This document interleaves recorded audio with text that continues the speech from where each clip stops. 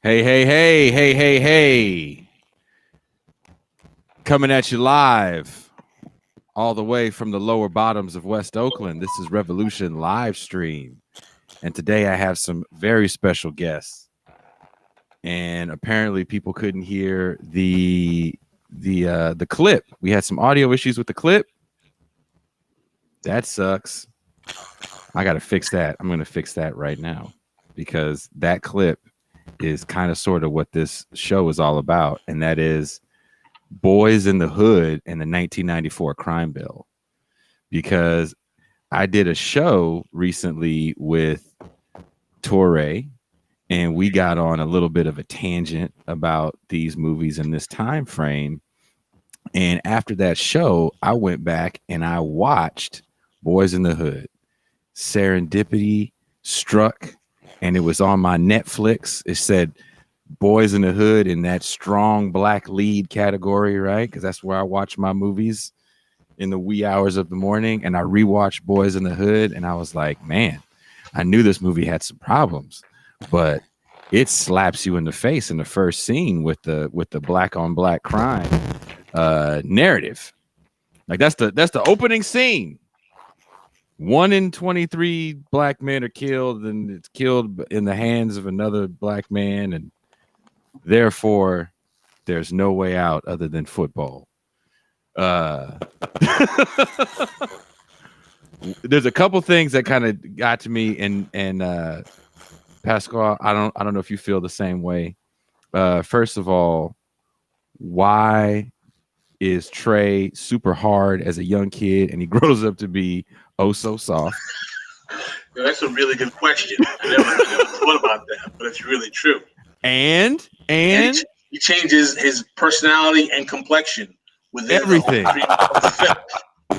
And why does he have the worst hairline in the hood? If you're supposed to have the fly job and you dressing like a 30-year-old drug dealer at 17, tucking your t-shirt into your sweatpants, why do you have the worst hairline known to man? And he can't afford to go to the barbershop. He's got the best job, but his dad has to hook up his fade. What does his dad know about a fade? His dad, nothing.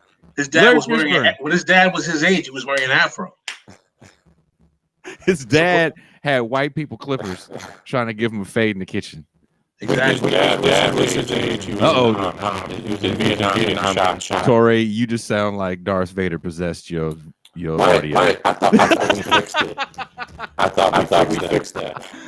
Nah. Can you guys hear Toure? We that's the problem, is that we can hear him because it sounds horrible. So let me. I'm gonna play more of the gentrification clip because this is we got the audio. Should be working now. Let's get it going. Folk shooting each other and selling. We can hear now, right? Crack rock and shit. Well, how you think the crack rock gets into the country? We don't own any planes. We don't own no ships. But we are not the people who are flying and floating that shit in here. I know every time you turn on the TV, that's what you see. Black people selling the rock, pushing the rock, pushing the rock. Yeah, I know. But that wasn't a problem as long as it was here. It wasn't a problem until it was in Iowa and it showed up on Wall Street where there are hardly any black people. Now, if you want to talk about guns, why is it that there's a gun shop on almost every corner in this community? Why? Tell you why. For the same reason that there's a liquor store on almost every corner in the black community. Why? They want us to kill ourselves. You go out to Beverly Hills, you don't see that shit. But they want us to kill ourselves. Yeah, the best way you can destroy a people, you take away their ability to reproduce themselves. Yeah. Who is it that's dying out here on these streets every night? Y'all. Yeah. Young brothers like yourselves. What am I supposed to do? Fool roll up, try to smoke me? I'm gonna shoot the motherfucker if he don't kill me first. You're doing exactly what they want you to do. You have to think, young brother, about your future. Huh? Damn. It's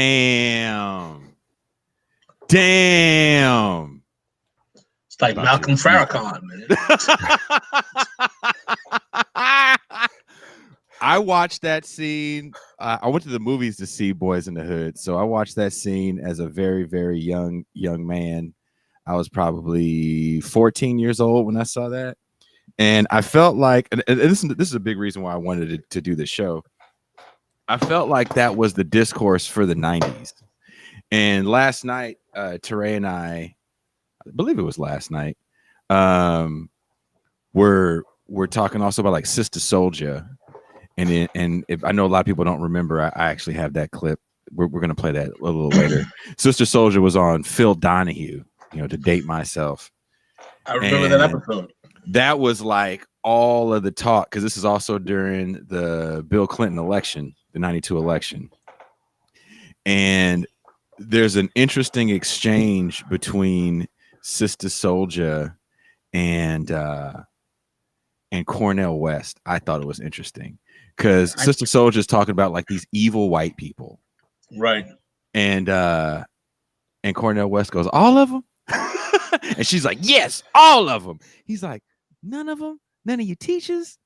So I looked up Sister Souljah. I like, watching that clip, I seriously thought that maybe she was one of these cats that was like, nah, man, I went to JC and I learned all this because somebody took me aside and gave me some knowledgeable books with Kente print on it. And she went to like Rutgers and Cornell. She's pretty well educated. Not that she didn't come off educated in the clip, but I think she's probably been around a few more white people than she led us to believe.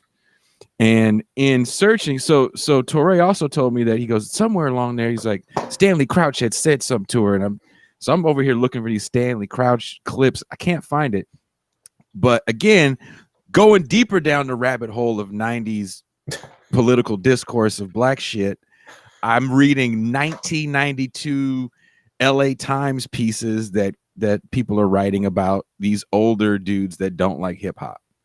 Mainly Gerald Horne and Stanley Crouch had a problem with hip hop. They kind of felt it was a bit of a minstrel show. And I saved this quote. This is from Gerald Horne in the LA Times in 1993.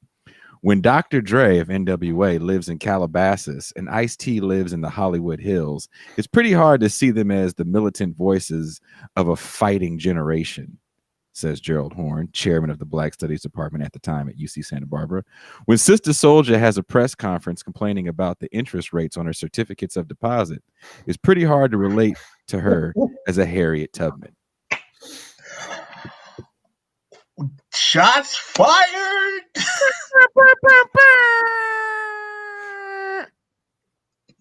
Shout out to Gerald Horne on the CD quote. I don't know how to hook up captions. God damn it. I'm gonna have to figure it out. So that being said, and watching that clip, so I feel like that's still part of the discourse. And by the way, I want you guys, if you can't see this shirt, representing all day. Boyz N Tha Hood. Shooters. I feel like that's still kind of part of the black discourse. What do you guys think? I wanted to quote a friend of mine. It's a comrade of mine. His name is Anthony Ware. He's kind of a brother who has radical politics, and he's from me and Toure's generation. Toure and I are 2 years apart.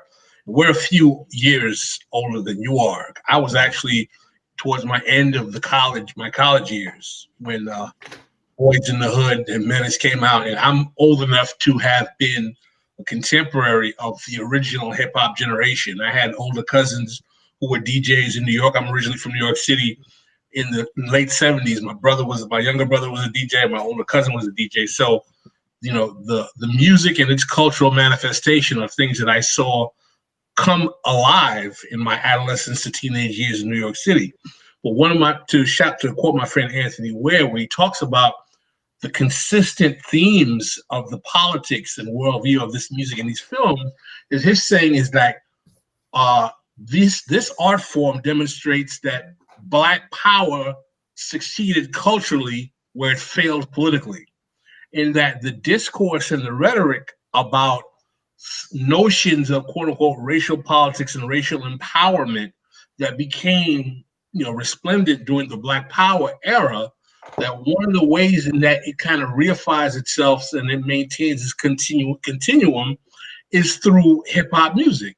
And being a child of New York City, it doesn't surprise me that this happens because of the way in which Black nationalism is kind of a part of the cultural ethos of New York City in the late 70s and the 80s as well. Though I will concede, brothers like Cedric and even Toure have argued with me that Chicago by far is more of a Black nationalist bastion than New York City. What I think one aspect of the popular culture that comes around hip hop, particularly when you're talking about that scene about gentrification, that kind of sounds like something you might hear from a combination of the Nation of Islam or KRS-One or Public Enemy, depending on what day of the week it is that the cultural continuity of this kind of combination of Black nationalism, whether it's revolutionary or not, but it's definitely kind of nationalist political discourse, maintained consistent within the music and the message. Now, some people will say, well, that's a good thing, right? But the thing is, though, is that some people would fail to consider what exactly is the ultimate result of that Black nationalist project if it doesn't engage one in criticizing the institutional mechanisms like maybe capitalism, like maybe deindustrialization, like the effects of neoliberalism on Black life in that area, instead of saying Black people are defective. Damn. So that actually kind of, watching that clip, that's exactly what I felt. And then going back and even listening to Sister Souljah. So that also sent me down another rabbit hole of watching a Morton Downey Jr. documentary. Which Jason and I were talking about today. You can hear me now, right? Yeah. Oh, you sound great now. Great now. Cool. Yeah. So I think, Toure, you have to chime in on this. Tag team. Oh, we were just talking about, this isn't that interesting, though, is it? We were talking about watching Morton Downey Jr. for me on Channel 9 out of Secaucus. For Jason, what channel was it for you out there? Like 24 or something like that, 23. And I used to watch it, I guess when I was in high school. And my father gave me shit about it because for me, it was fascinating because I thought it was so over the top. It was like pro wrestling. Nobody could possibly believe this crazy stuff, right? And my pop said, that admonished me to be straightforward about it and told me I was being naive, essentially, but in more colorful language. And when I switched schools and went to high school with a bunch of Morton Downey Jr. fans, I realized that my father was 100% right, that I was naive. People really did believe it. And, that was the original era of making America great again, as episode 2 of Showtime's Reagan documentary, I guess, concludes or nearly concludes with Reagan, making that very statement. But those were crazy times. I mean, just to take it back to what Pascal was talking about, though, with respect to those Hood films, and I thought Pascal touched on all the major points, but one of the things that jumped out at me about those films at the time, I think 2 of which I saw in the theater, 3, if we count Don't Be a Menace to South Central While Drinking Your Juice in the Hood. But I saw, then I saw 3. So I saw Colors, which came out when I was in high school. And then I saw Boyz N Tha Hood in the theater. But the recurring theme of underclass ideology that was driving those narratives, as Pascal said, brushes aside all of the sources of inequality that afflict the Hood. It takes them for granted, and instead, all one gets is the self-perpetuating culture of dependency and poverty, right? And those films, I think, really correspond with, or at least take the same kind of framework. They perceive the same kind of framework as you and I had talked about before. Jason and Pascal talked about this years ago, that those supposedly anti-Vietnam War films from the 70s and the first half of the 80s that I grew up on that were anything but anti-Vietnam War. They were anti-conscription. That's what they were. But they weren't anti-Vietnam War.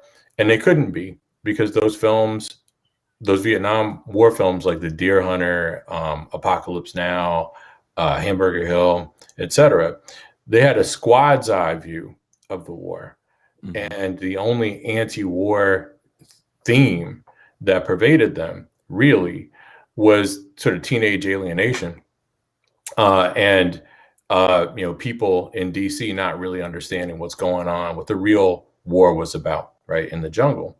And you can transition seamlessly from those themes that drove those anti-war films, those so-called anti-war films of the 70s and 80s, and apply them to the Hood films. It's the same basic problem. And in both cases, you get no sense of what the broader forces are. And in each case, you actually end up with sympathetic views, I guess, maybe, if you're lucky, of the principal characters, or at least the stratum of the principal characters. But you walk away with a reactionary lesson. And the reactionary lesson from those Vietnam War films was all the wars that we've been fighting. The military should be, volunteer rather than conscript, more special forces, more specialized weaponry, smart bombing rather than carpet bombing. And but the war was fine. And then, of course, in the Hood films, the problem really comes down to underclass themes, which would be the culture of poverty. If people don't know what underclass ideology is, it's essentially an update of the culture of poverty. So what are the fixes? The fixes from the John Singleton films, and I think this actually highlights the trajectory of Trey's hard to soft character, would be to have more Black men raise their sons, and welfare reform, basically. I think those are the fixes that came through in those films. I definitely felt the Black man raise your son theme, which is still a theme. I mean, weren't we just yelling at Bill Cosby about saying that like 8 years ago? Yeah, but the thing is, though, when you say Black men raise your son, besides the mythology of people believing that Black men abandoned their family because welfare made them obsolete in the household, no one asked the fact that maybe the reason Black men were leaving their families because they were not able to find competitive jobs, because there was no more union work in the inner cities that they were living anymore. And, they were basically being rendered to redundant labor because the workforce had no space for them. And not to mention that the only competitive economy that we start to see in the post-civil rights era becomes the heroin trade, which manifests later on into the crack trade and so on and so forth.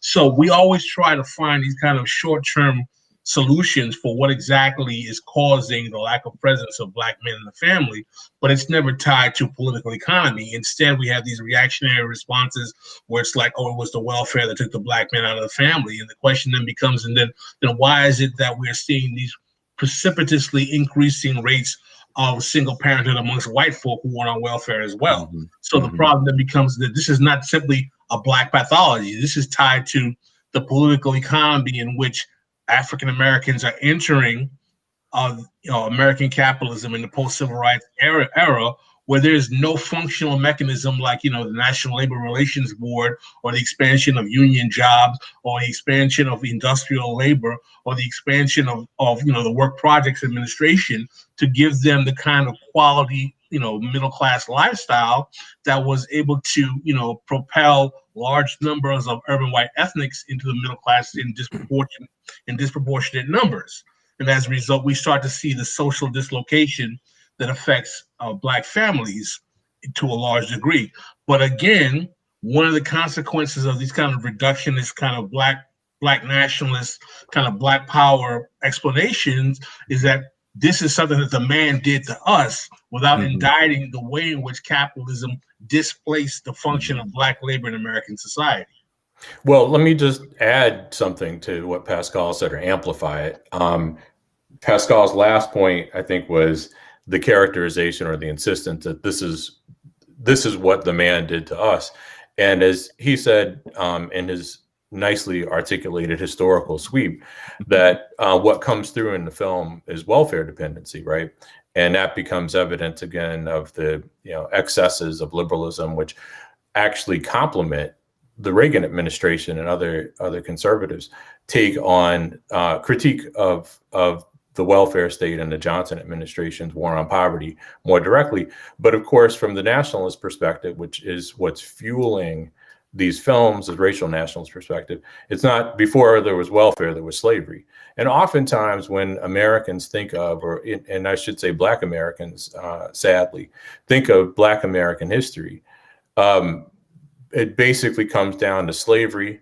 And most people don't seem to know the difference between slavery and Jim Crow. So those two get collapsed into each other. So slavery, then slavery ends, and then nothing happens in Black life until a tired seamstress refused to give up her seat on the bus, which we know is a myth, right? So, but there's nothing basically between 1865 or 1877, if you're a little more sophisticated, and the middle 1950s. And of course, that paves the way for an exceptionalist account of Black history, which was what Pascal was talking about, that I think is oddly susceptible, is uniquely susceptible to these kind of reactionary frameworks. And actually saying it's susceptible probably gives it too much credit. And oftentimes, it's not simply that narrative, that pat narrative, leaves one vulnerable to charlatans. Oftentimes, what's going on is that, racial nationalists, no matter their race, are conservative. So, look, I would say by definition.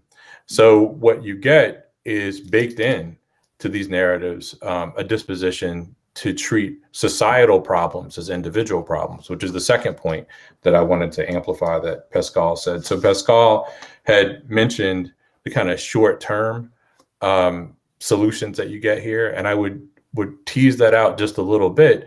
The solutions that come through in these films are anti-statist. They're all self-help, right? It's all do for self narratives. Very, very, very bootstrapping. Very, very bootstrapping. And the gentrification scene, which I didn't get to hear, but I have seen the film in the last I can replay 18 months.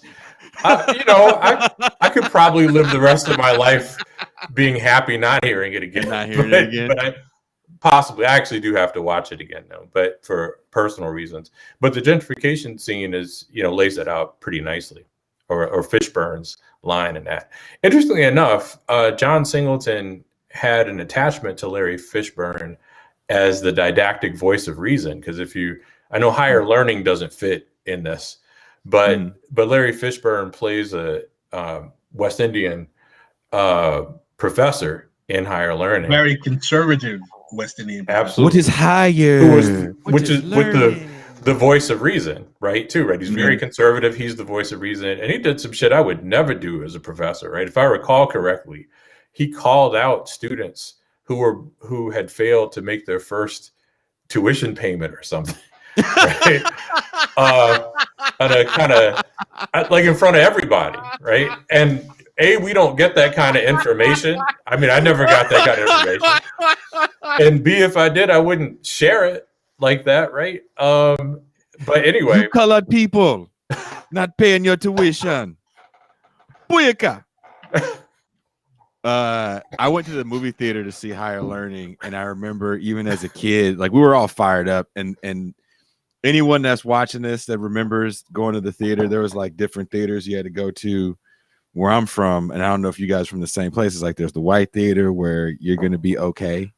They might get loud, but you'll be okay. And then there was like the hood theater where people might get fucked up in any Black movie that was coming out in the 90s. That was like the hot thing to do. And I felt like it was all over the country too. There was like a lot of stories I would read about where there was outbreaks of violence. And so I remember we went to the good theater to go see Higher Learning, and we all walked out of there kind of disappointed. Because I think we projected onto that movie and all those movies more than it really was. You know what I mean? Like Boyz N Tha Hood came out, like you couldn't escape Boyz N Tha Hood in hip hop press, because it was Ice Cube. I can't remember another movie where there was a rapper actor. Colors Colors Breaking doesn't count. Ice-T was Ice-T in Colors? He did the song. Was he in it? I thought he was, but you know, I haven't he's seen in that one Breaking since 1 and 1988. Yeah, but that doesn't count. that doesn't count. Like, I think that was the first Oh. movie where we have a rapper. Rico Suave, the Rico Suave dude, was in Colors. Rico Suave was in. If that counts. Anyone? He was in Anyone Colors. know? He was in Colors. Do you know what he was in before that? No. Anyone? Mm-mm. Anyone? Can't Buy Me Love. Oh, he is one of the bullies. He was one of the bullies that wore the half shirt and Can't Buy Me Love. Y'all watching a lot of old bad movies all over again. Hey, all day. We have long talks about watching shitty films, especially horror. I do. I watch bad horror, but I really can get down on some bad 80s cinema. But for this show, I definitely kind of immersed myself back into that time of like, okay, I'm 14. Someone just gave me Stolen Legacy, and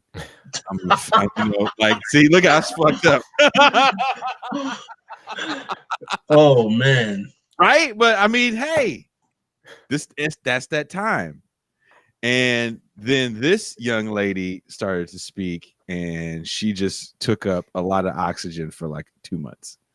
So I'm gonna play the Sister Souljah clip because I'd have to play. I won't play the whole thing. I'll save you guys that. Programs. In all of the programs that I attended, all of the education that I had, college, public, and otherwise, nobody ever told me that I was an African woman. We can hear? Nobody ever told me what the history of African people were. Nobody ever told me that America is business, and without business you will have nothing and be nothing.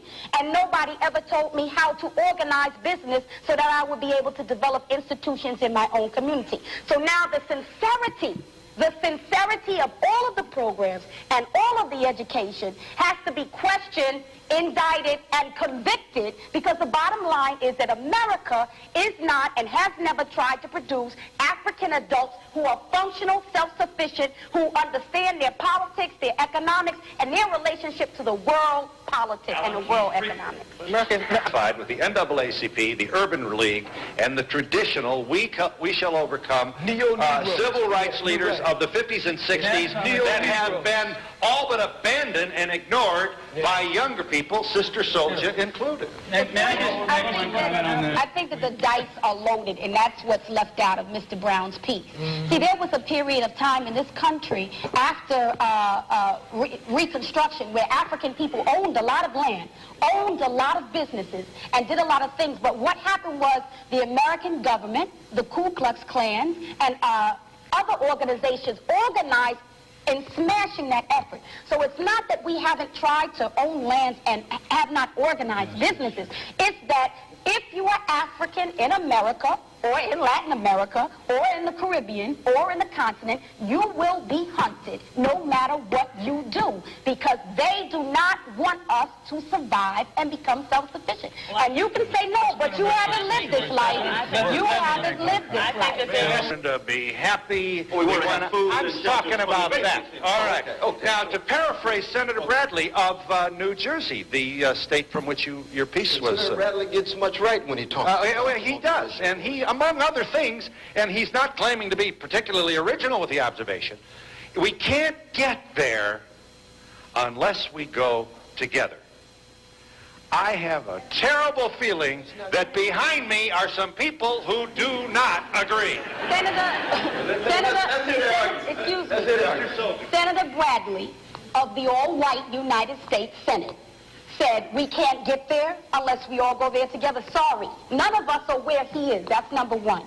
Number two, you're making a moral appeal to a country that doesn't have a moral conscience. The question becomes that when white people feel serious and angry and upset about abortion, they come out in the thousands up to the millions to say, this is what we believe about abortion. Where is the white outcry against white racism that murders African people all around this entire globe? It doesn't exist. So who are these white good people? I want to meet them. I want to see them. A few is not enough. But that might be all we can give. No. And guess what? I don't work with all I can get. What I work with is what I have. Listen, you have to have some confidence in the power of African people amongst ourselves to establish a foundation. We have. No, we haven't. We have utter chaos in our cities, and you got There's to no black say that. institutions we You can build? can have a program. I'm not saying we've built a lot of institutions, and those institutions have not been effective. The majority of millions of African youth in this country are dying mentally, dying spiritually, dying emotionally, dying academically, and you may have a program, Mr. Brown may have a program, but what we got to talk about is an American government that tracks millions of African people who don't go to your program, don't go to Brown's program, millions of African people, not only here, but all around the world, and if we are not honest enough to say who are our friends, who are our enemies, to know what a friend is, to know what an enemy is, we will constantly be trying to get into people's parties, to shake our butts with them, to get them to like us, and that's not the question. The question is, what can we build amongst ourselves to secure ourselves from our enemies so that we will be able to survive into the future?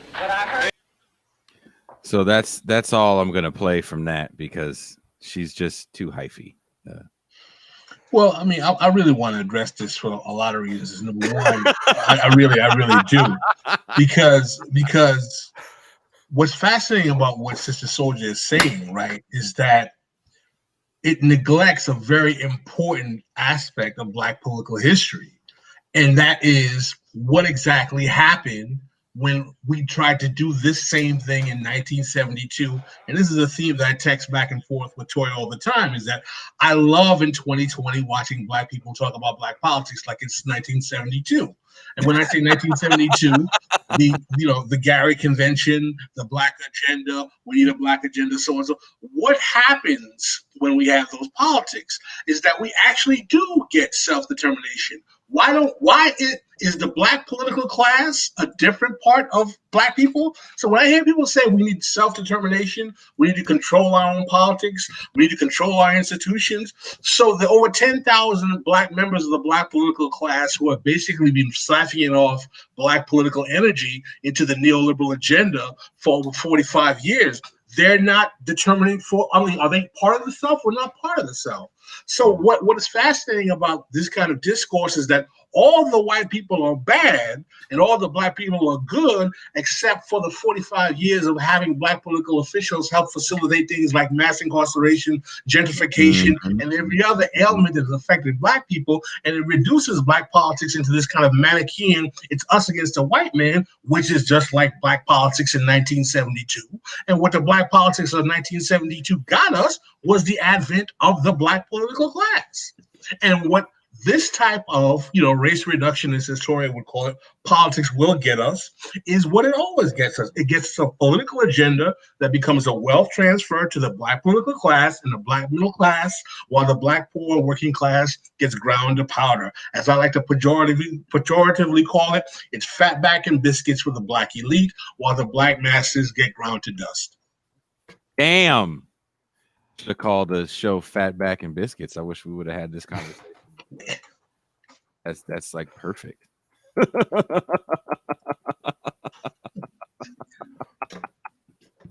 So Ray, do you have something you want to chime in and say, or were you just watching that going, man, I wish I was at that shit? Because what did you think of a young Cornel West just kind of letting her go? I was amused by that. There are a number of things that were amusing to me about it, but I'd forgotten that Cornel was that young. I mean, it happens to all of us, right? So that was amazing. 50 for like the last 30 years. Yeah. But anyway, so I was struck by, and I think Pascal had made a veiled reference to this, the line that Sister Souljah ran, which again is completely in step with the voice of reason in Boyz N Tha Hood, Larry Fishburne's character, that what she had not been taught as a young person was that in America, business is everything. I'm paraphrasing. And without business, you have nothing.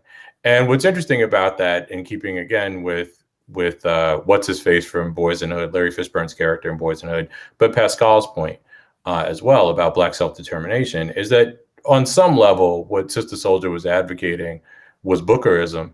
I mean, by which I mean Booker T. Washington, with much more militancy. And that's a recurring theme in most of the mainstream Black nationalist movements that would follow Washington from Garvey forward, that it's still basically Bookerism, but with the addendum that white people suck.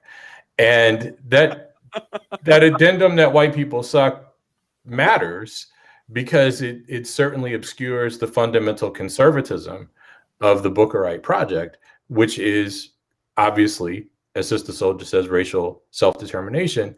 But on some level, the racial self-determination project gives white people too much credit.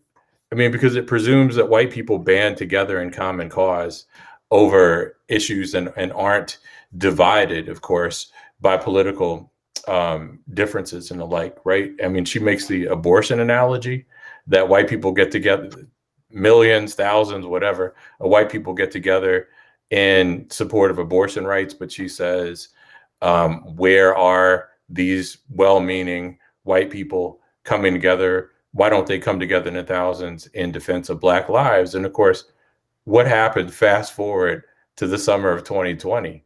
But we've seen what it means for white people, well-meaning liberal whites, to come together in defense of Black lives. And those actions are, of course, as much as anything else, often enough symbolic, more symbolic than they are substantive. The main point, though, which is, I mean, because that's just an aside, the contention that Blacks share a common interest. And for her, the corollary is that whites share a common interest. I think any Black person with a large extended family even knows how problematic that framework is. I have a relatively large family and I love all my cousins. I really do. I think they're all great, but we don't all share the same sensibilities or values despite being Black and being relatives, right? The fact of the matter is, again, if you've gone to schools that were predominantly Black, growing up in communities that were predominantly Black, your life experience tells you that Black people don't all share the same interest. And the fact that we don't isn't illustrative of the psychological damage that's inflicted upon us by slavery. It's illustrative of the fact that we're human beings rather than bees. The fact of the matter is there are more Black Americans than there are people in Canada. I think there's like 42 million Blacks in the United States and there's like 38 million Canadians. It should be no surprise that we're heterogeneous and that we, as with respect to our politics, values and assumptions about the world, which militates against the kind of collective project that she puts forth. And I'm going to say this one more time. White people didn't get ahead because they pooled their resources and all shared the same end. As Pascal had alluded to, I think with his initial salvo, the genesis of the expansion of the white middle class of lore is an ode to, the values of the Scots, Irish, Italian Americans, Jews, Polish Americans, et cetera. It's ode to the New Deal welfare state. It's ode to the post-war welfare state and post-war economic growth that Blacks benefited from, but not to the same extent as whites, right? So the centrality of the state, as Pascal said, to the story of group ascendancy is obscured actually by a narrative centered on group ascendancy. I'd like to interject to digress into a documentary that both Toure and I have been watching, which is the Showtime documentary on Ronald Reagan, which I think is very good. If you could suggest to your, I love it, to your audience to watch it. But one of the things that I had texted to Toure that I found fascinating is that Ronald Reagan's adult political career is premised on him basically saying that government is not the solution, government is the problem. But this guy's whole life from his childhood, where his father and brother are getting jobs because of the New Deal, to the fact that his first acting job is doing government films for war propaganda, how his whole early life, as well as the generation of Republican politicians that he represents that spent from the 60s to the post-civil rights era to the advent of neoliberalism in the 80s, arguing against government largesse, from the guys who were the beneficiaries to the GI Bill, like Thomas Sowell, who were the beneficiary of the Fair Housing Act and all that stuff. All of these men were lifted into stable upper middle class quality of life from government largesse, yet they spend their political capital as adults talking about how the government can't work, and they use race politics and Black people as a political kind of pinata to argue particularly as to why that kind of politics cannot be expended. And what is fascinating in terms of tying that into Sister Souljah's kind of Bookerism, as Toure so eloquently explains, or self-help kind of nationalism, is that it completely denies the reality that it has been the government and the state going back to the Homestead Act and from the 19th to the 20th century that has always been able to facilitate the growth of the white middle class.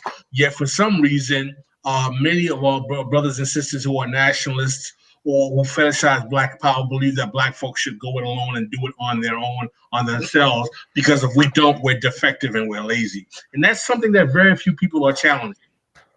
Well, and now, of course, with the aid of Ta-Nehisi Coates, I think many Black nationalists have come to understand the role of the welfare state in a more explicit way anyway, but are drawing not the best lessons, we could say, from it, if not the wrong lessons. By the way, I want to add one other thing to Pascal's observations about Reagan, and we should probably get back to that thing I just said, though.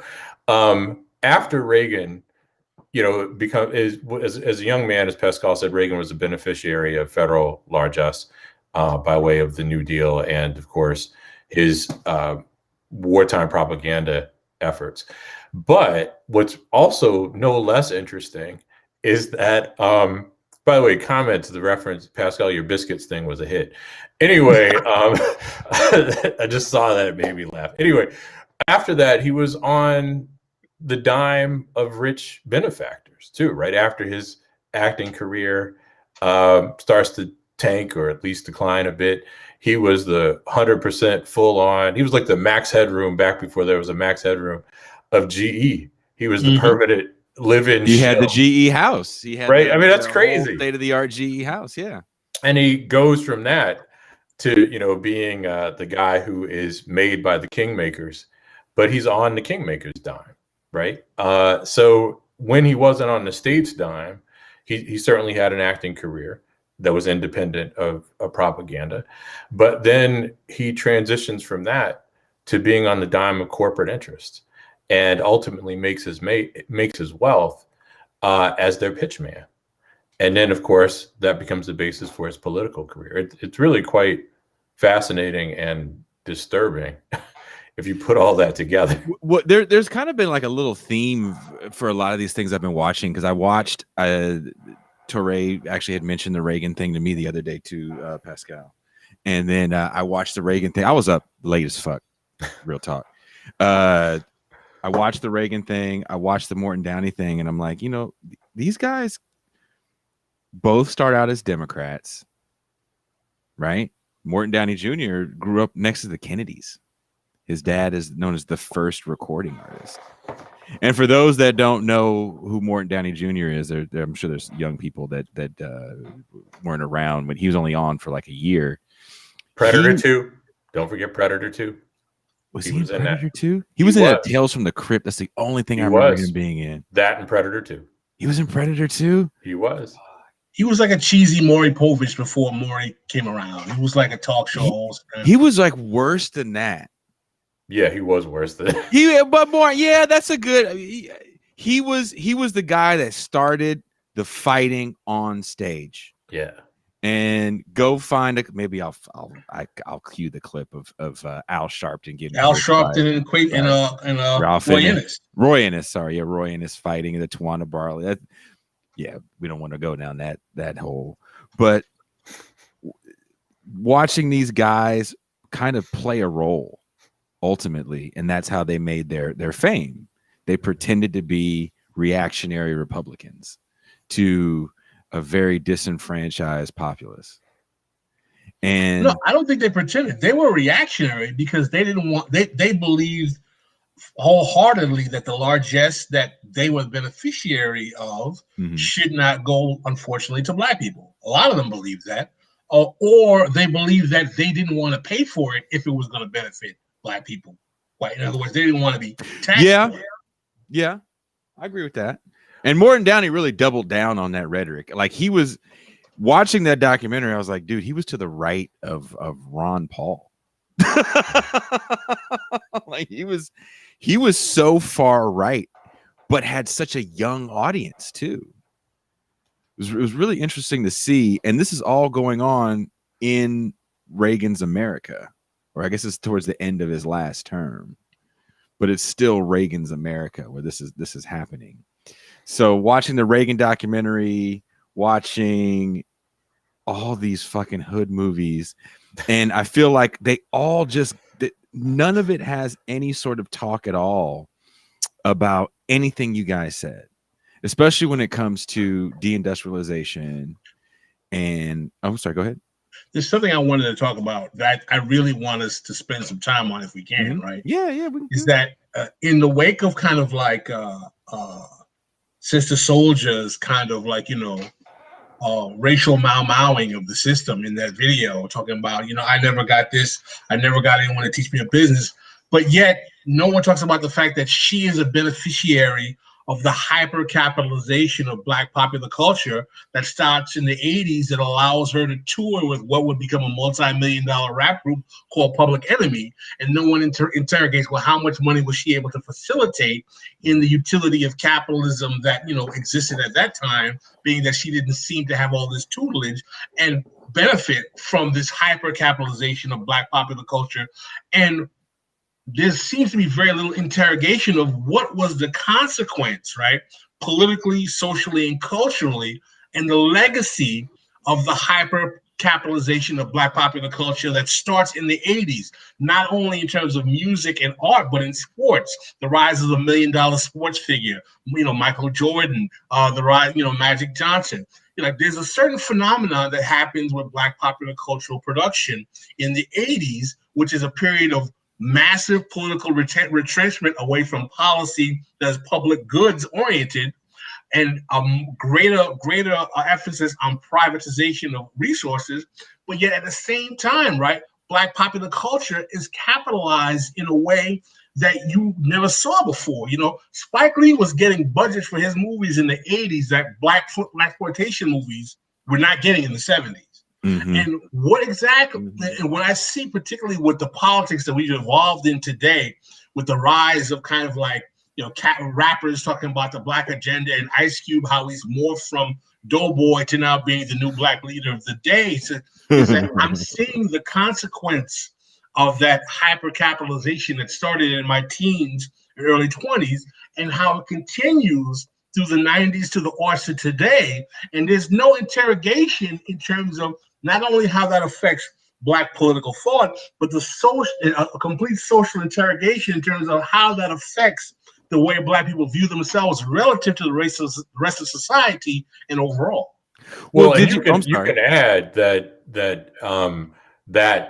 the place of the larger place of Black culture or Black popular culture on a national platform, probably it would be fair to say dates back to the 70s with disco.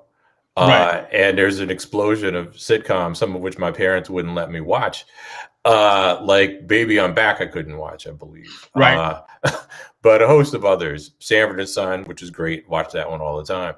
The Jeffersons and all that stuff. And I think given our proximity in age, Pascal, and proximity geographically in the tri-state area, it was my experience when I moved to Connecticut that a lot of my white peers thought they knew Black people from TV, right? I mean, from the TV of the 1970s. And then it's a gentle segue from, Jimmy J.J. Walker, let's say, and Walona in Florida, to, ultimately Run DMC, right? Well, you said something very interesting, and let's tie in that rise of Black popular production in the 70s to Disco Sucks. Right, Oh, yeah. to the Kerner Commission Sure. report, because let's not forget, and I wrote a piece about this in Black Agenda Report about Clarence Avant. I talked about how Clarence Avant, who was this kind of race broker for Black entertainers in the 70s, basically comes of age where in the Kerner Commission report after the riots, Johnson issues a study, and he's basically like, well, how do we get these people to stop rioting again? And one of the chapters, he's like, flood them with TV shows, put them more, let's see more of them on TV, let's see more of them entertaining. As a matter of fact, one of the quotes in the Kerner Commission report is like, let's have shows that demonstrate life in the ghetto, i.e. like Good Times, So this kind of becomes a mechanism of demobilization that I'm not trying to be conspiratorial and say that this motivation continues into the 80s, but the larger point is that those shows proliferate and they become much more kind of fused with, more wealth and more money, and we see more independent productions. And now I think that we've come to a point where Black popular culture is almost like definitive of how people view themselves in a way that I think is, I think it's always had a role from the 20th century to today, but I think its role is more consistent and more unchallenged in a way that I think is somewhat disturbing. Well, especially since, just to hammer away at one of your points, or at least a subtext of one of your points, that between the 80s and 2000s, what Black popular culture is going to be, certainly by this point, is Reaganism, basically, right? With splish splash of racial militancy, depending on who you're talking about. But sadly, Reaganism, as I put it to a buddy of mine recently, with ass shaking, right? Because there's so much celebration of accumulation of wealth, right? Of acquisitiveness, with no regard for the public consequences of it. Was it Biggie's Juicy? Remember that? And I remember listening to Biggie's Juicy, which came out, was it 94 or 5 or something like that? Mid 90s. And after I lived in Holly Grove in New Orleans, 1993, and Holly Grove in New Orleans in 1993 was kind of rough. There was an active drug trade in the area, and I often felt kind of funny driving home tipsy. Which you should always feel funny driving home tipsy, by the way, which I would never do at this stage in my life, but I certainly did when I was, 22, at 3 o'clock in the morning in the neighborhood. But anyway, that opens, if I remember correctly, with Biggie telling everybody, the teachers had told him he wouldn't amount to anything.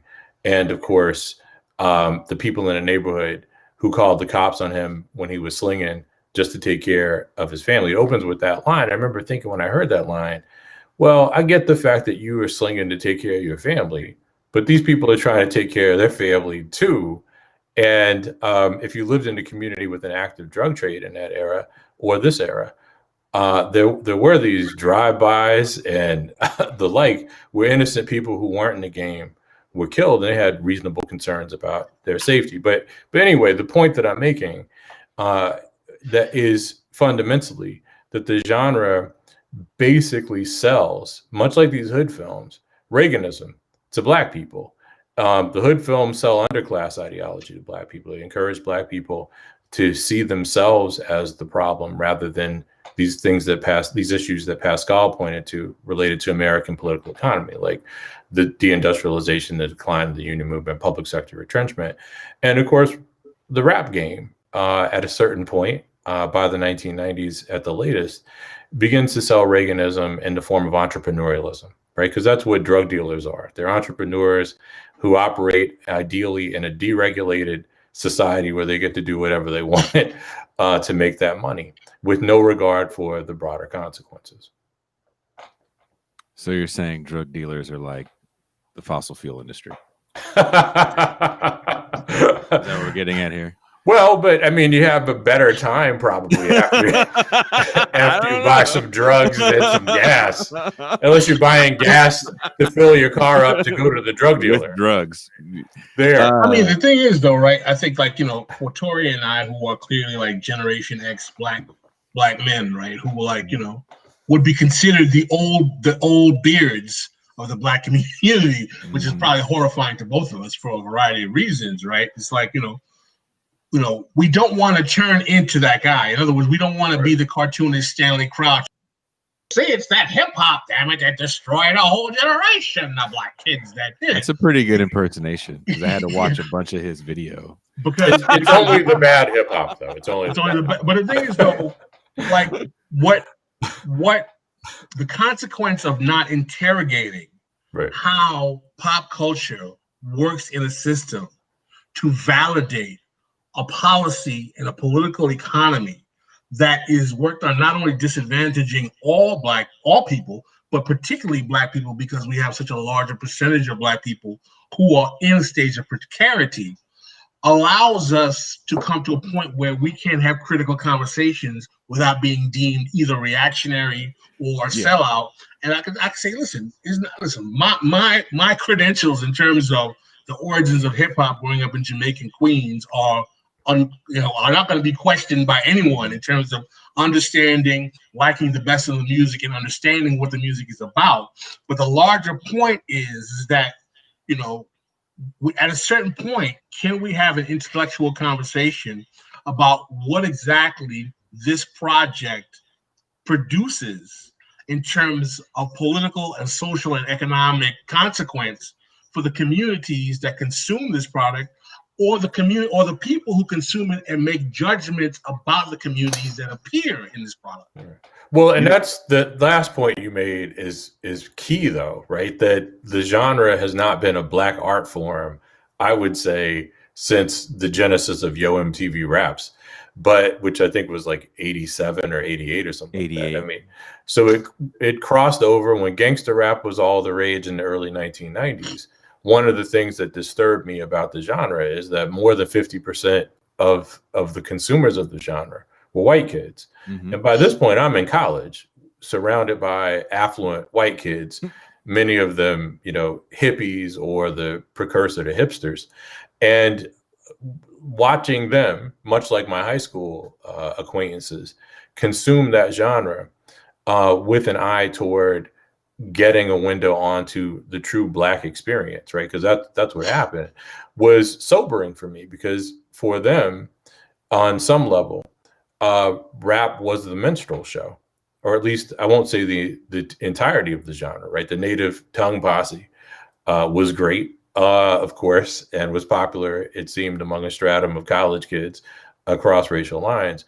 But gangster rap in particular, for a lot of young people, when Pascal and I were young people, for a lot of young white people, I should say, when Pascal and I were young men, was a window onto what they believed to be the authentic black experience, but it was essentially a minstrel show. But also, too, don't you feel like I feel like the journalism of that time kept spitting out that narrative that this is the real experience. Absolutely. Right here. If you want to know what black life is.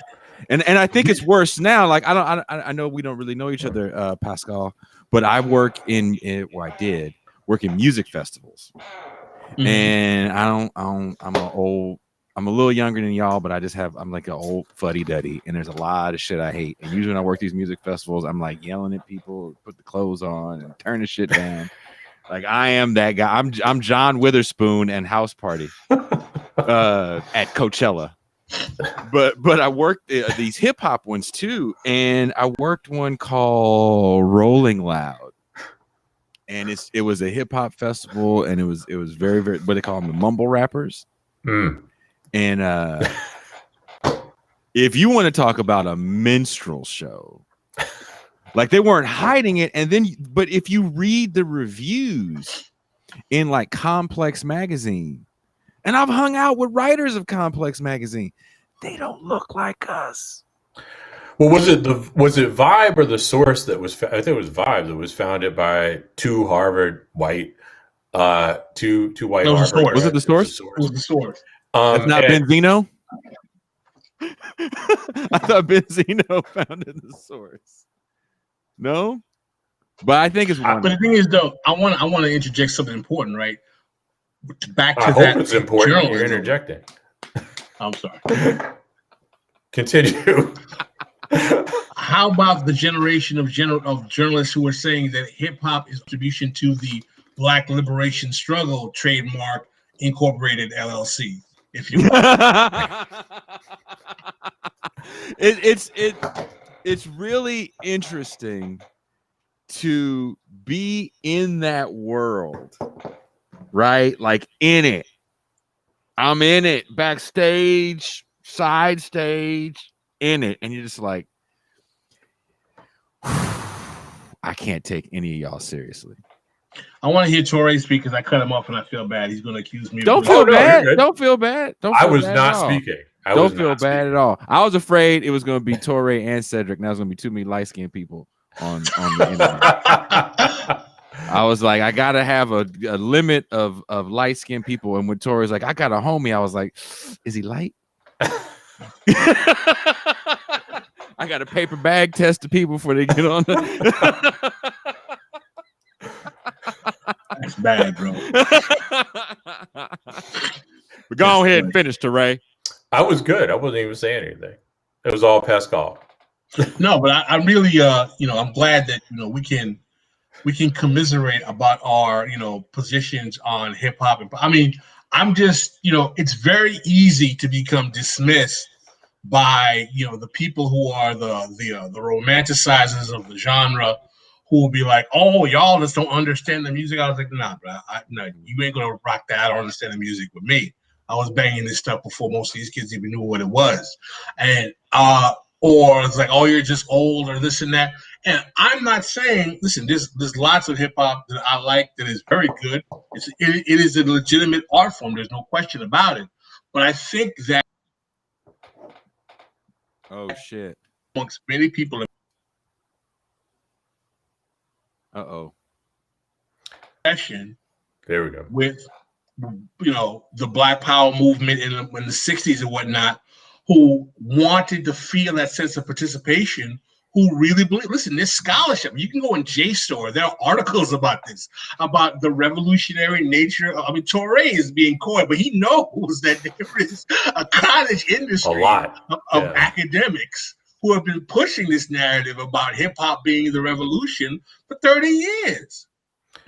So I just saw, and I'll butcher this, but I just happened upon a GQ cover of Megan Thee Stallion that celebrated Megan Thee Stallion as a champion of female empowerment. And I just could not help but think of Key and Peele. And it's a very specific Key and Peele bit. Was it Lady Majesty or something like that? It's 5 years ago, I was standing outside of the studio that I've lived in for a while, and I'm finally leaving. And we were talking about rappers, because rappers come in and fucking out. I see rappers so goddamn much. You have no idea how much rap I see. Rented cars I see. Fake jewels I see. The best shit ever. I had to walk into a room to hand somebody something or fix a PA system, and the motherfucker was doing snow angels and money. I've seen the most ridiculous shit you can imagine. And a friend looked over at me and he said, doesn't hip hop nowadays look like a Living Color skit from the 90s?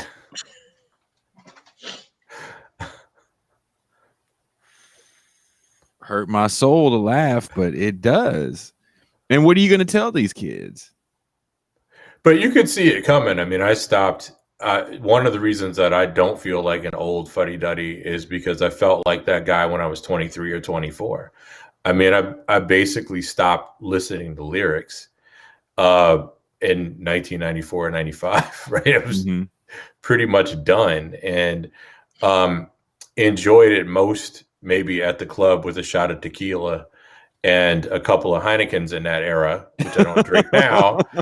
I moved on to Belgian beers. But anyway, so you could see the trajectory that the genre was on, particularly after the crossover. And I don't want to romanticize it when it was mainly something that you just hear on WBLS or whatever in New York. Actually, did BLS play rap? One of those KTU. There you go. Yeah. Hip hop station in New York. Not to regionally exclude you, brother. Just, you know. That's fine. That's fine. I think I don't know if we already talked about it on there, but I did a tour with the kids TV show, and Biz Markie was on there. With DJ Cool V, his cousin, and they often had these very, very regional and old school hip hop conversations. Like they got in a fight in catering one day on what was the second rap album. Oh wow, that's a very good trivia question. Oh, I still love that man to this day. And the Last Poets don't count, obviously. So no, I don't think they'd be. No, it's interesting. I don't think people look at them as like maybe proto hip hop, like it's like having like a new metal conversation or a punk conversation. Like who's the first punk band? Like I don't know. I don't care. Well, I mean, the Biz Markie reference I think works for both Pascal and me because unless something's changed, we share a favorite all-time favorite MCs, which would be Big Daddy Kane. No questions asked. Yeah, they're all still friends, and I definitely got to meet a good number of rappers from my past on that tour because every city somebody would pop up that you didn't know lived there. You're like, oh, where? Mike Jason lives in Rhode Island. Did you see Biz Markie's performance on the Chris Rock show? This was like 20 years ago, of course, but he did a cover of. Was he playing himself? He was the musical act, and he did a cover of Elton John's "Benny and the Jets." Oh, you mean on the Chris Rock's talk show? Yes. Oh shit, that is 20 years ago. It was brilliant. I am not an Elton John fan, but I am a Biz Markie covers Elton John fan. Biz Markie had a lot of talent, man. He had some bangers. Biz Markie had some bangers. That crew. By the way, quiet as kept. Talk about a guy who can DJ a party. He DJed a party when I was in law school. He had the crowd moving. He was not only an MC. Well, I know he's really sick, but that's what he did is that every day we would have off, he would fly out somewhere else and DJ a party. So we'd be like, hey, we got a day off. We're all going to go bowling in fucking Canada. And he's like, nah, man, I got to go fly out and do Diana Ross's birthday. And we're like, yeah, he's actually a very good DJ. Okay. But that, I mean, thinking that I don't want people listening to this show or watching this thing to think that, you know, I'm going to speak for just myself. I am anti-hip hop. I have my feelings about the genre, and I definitely have my feelings about a lot of people in the genre, and I definitely have some strong feelings about the press of the genre. That's why if there's people that I really, really appreciate, like Davey D, Justin Hunt, who was supposed to say he was going to come on, I don't know what happened to him. I really appreciate what those cats do with hip hop and hip hop journalism. That being said, when I read these reviews of these dudes that just mumble the same shit over and over again, that are definitely on some silly shit, and you would think you were reading the review of like the greatest album in the world that was so poignant. I'm like, this dude just talked about drugs for 35 minutes. That's it. Well, and the star of the show is like you said, it's not the genre, it's the press of the genre, which takes us back to Pascal's point about a long-standing, going back to some pioneering work 3 decades ago, I would say, and maybe a little more than, the insistence that the genre has revolutionary potential. And the question is, what kind of art form that's packaged for the masses that exists to be sold, and of course to be sold to the largest market possible, right? Because you want to profit from it, can have revolutionary potential, let's say for Black people, irrespective of the race of the audience, if what's bringing the masses of Black people down is on some level capitalism, right? So, right, I mean, like, how do you win with all these capitalists? With that route? Right. And isn't that what, and so to bring it back to the Black political class, is what Pascal hit on so well. We have the Biden administration doing that Democratic thing that they do oh so well, and they got, you know, Black people in the cabinet, and we're supposed to be excited about these Black people, and they're just Black capitalists. And I guess there was a pushback to not have people from the finance sector in the cabinet. And I don't know what Black organization came out against that statement. They were like, look, the finance sector is how you niggas get hit. And we're not going to have y'all calling out the finance sector, even if they are some horrible people in the finance sector that are going to be in the cabinet. How could you be surprised that an institution that's loaded with 1% capitalists that shares probably the largest wealth disparity with the rest of the country is the bastion of racial diversity in America, and where you go to get the most quality black labor you need for the service of the federal government? Wouldn't you guys think that's a natural correlation?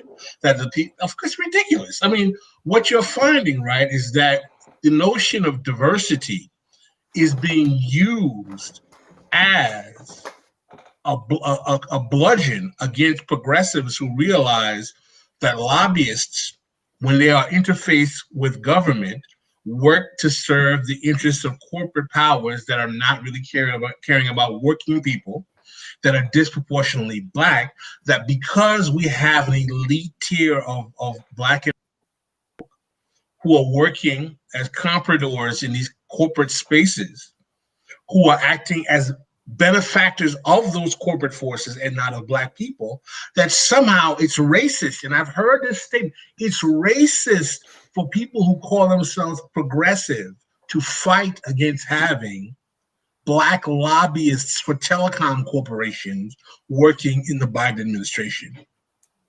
I saw that. And it was an interesting the whole thing was interesting. They called it, it was a little clip I saw with like Breonna Joy Gray and a few other people, and they called it woke washing. They said, is the Democratic Party woke washing the cabinet? And I was like, oh, woke washing. That's an interesting term. No, I mean, this is, I know we're obviously digressing greatly from the original part of the subject, because, this is a target-rich environment where we're talking about the way in which, finance works to demobilize black people, whether it's popular culture or not. Yeah. But, there's a continuum here. These things are not totally distant, right? In terms of, I'm sure, for example, when you go to the Congressional Black Caucus's Negro Prom that they have every fall in September, you're going to be hearing copious rap songs and hip hop music to your images of AT&T and American Express commercials in the background as well.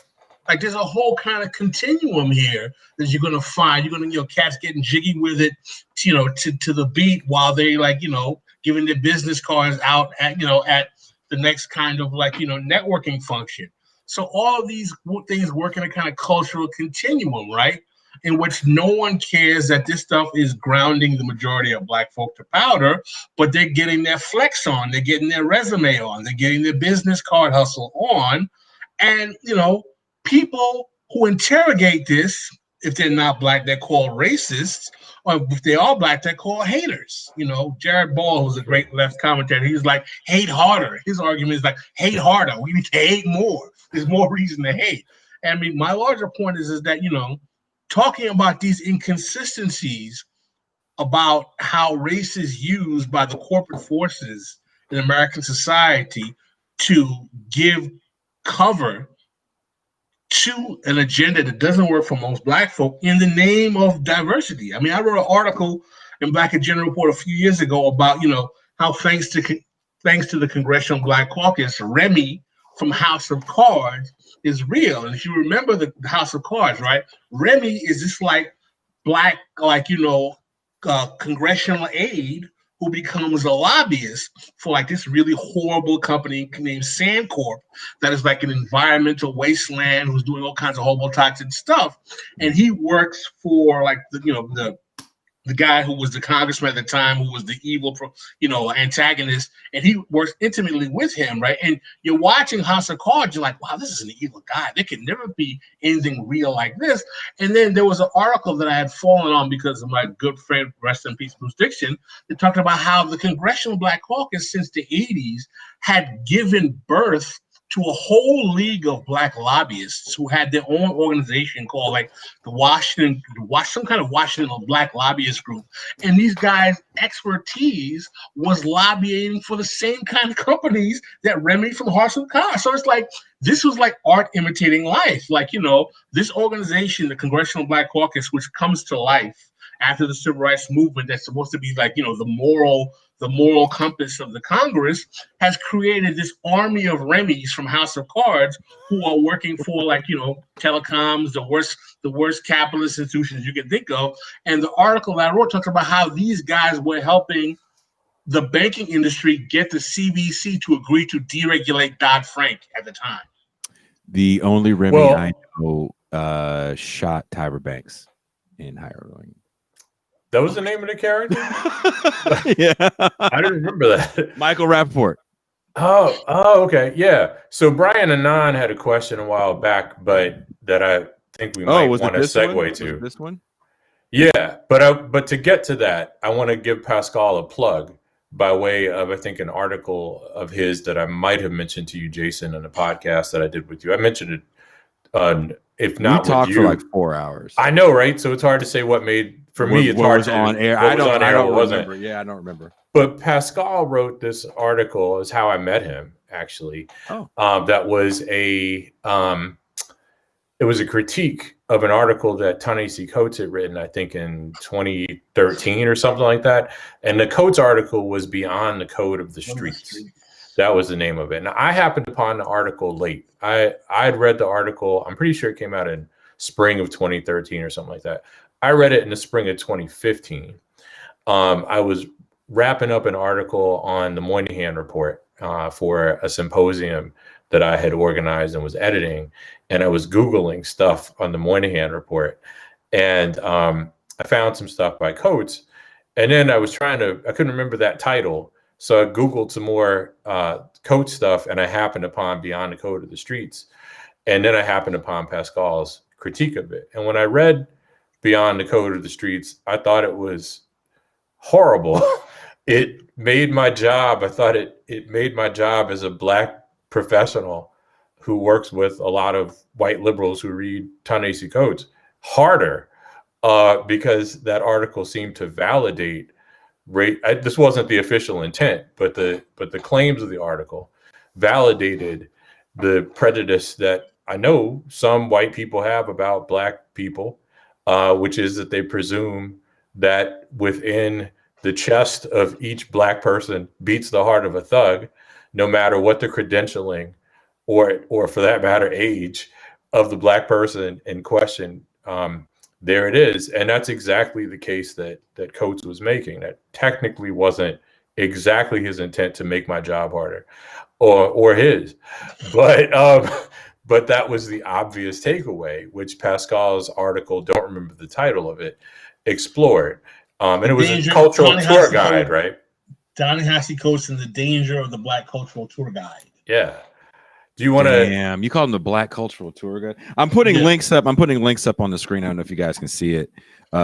For your Black Agenda Report page. So I would recommend that we get to Brian's question, if we do get to it, by way of Pascal exploring that article he wrote, which was great.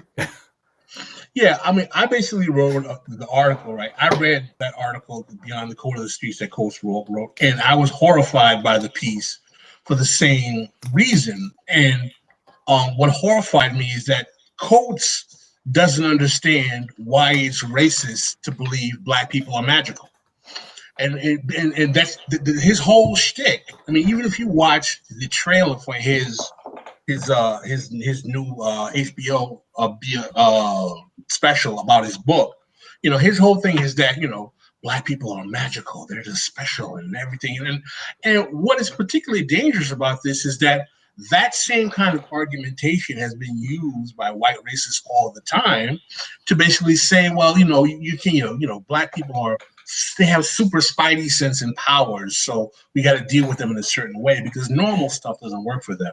But to the larger point, in the Code of the Streets, he's basically saying that no matter how much education or pedigree or refinement, whatever you want to say, a black man has, and I think he particularly says black men, all of them have this inner Biggie Smalls in them that if you get them in the right way, they're just going to rise up on you and just like punch you in the face.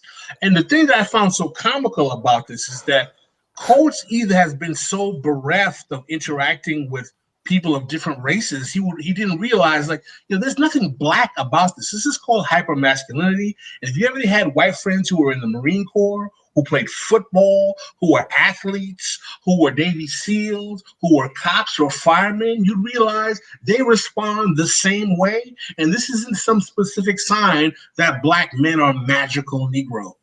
And for you to say that is not only racist, but you be the same schmuck who will argue why stop and frisk is so racist and horrible, but in the same breath saying, but still, when you get that brother from Harvard, he might shake you.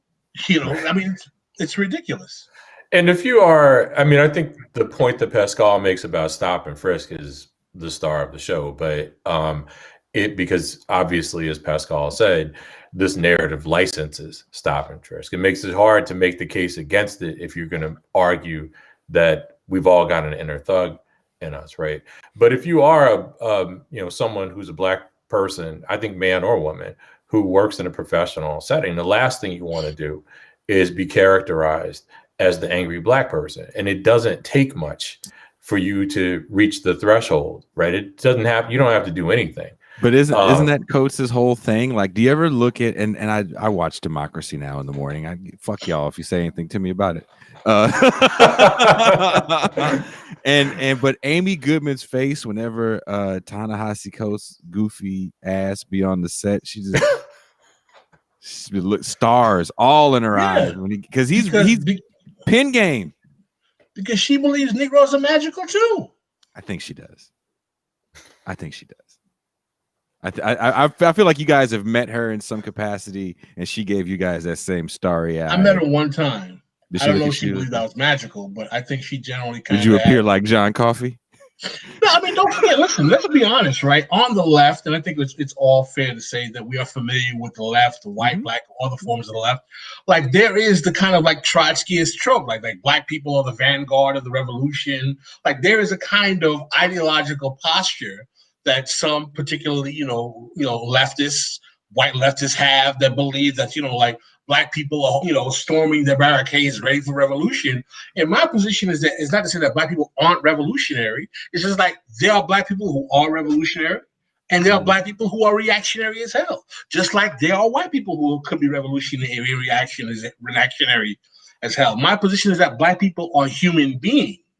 And their humanity shouldn't be denied of them because people have these essentialized tropes of expectation in terms of what they should, can, or expect it to be, because it kind of fulfills this fetish obsession of they have of seeing, Negroes in afros and leather suits saying, fight, black power. Yeah. No, I agree with that wholeheartedly. And it's funny because when I start looking at voices on the left for black people, there's not a lot. I do read Black Agenda Report as much as I can. I do donate when I have a few bucks. But there's just I feel like there's like 5 colored people that get ran through the leftist cycle, and I can't tell if cats are fighting for that spot or what, like that acceptance spot. Like I like a lot of the stuff Breonna Joy Gray says, but she's like queen bee for black female leftists right now. Like, God forbid somebody say something against her. Like, how do we? This whole show for me is sorry. I have notes. This whole show for me is my whole goal is like I want to build a stronger left, and I definitely want to get black people up on things that we don't talk about that much. And I'll that's tell you why. right now, Go ahead. I became hip to your show through the episode you did with Cedric. With Sid. And I was saying, where's this guy been all my life in terms of this show, man? And no, I was dead sick because I was like, because I've been thinking about starting a podcast, and I was like, this guy is doing doing what I've always wanted to hear, is that like a Black left perspective that is not stuck in one of the T-shirts of the Black left. When I mean the T-shirt, they're like, oh, I'm a revolutionary nationalist, Pan-Africanist, anti-imperialist, socialist, Marxist, Leninist, queer feminist, maximalist, Maximilian quadruple. And I'm like, okay, you're in that T-shirt, you know what I'm saying? Or like, I'm the Black Trotskyist. And I'm like, I've been writing from a Black left perspective long enough to know all of the various ideological postulates that exist on the left. And very few of them realize how much all of that stuff turns off everybody who doesn't know anything about the left at all. Thank you.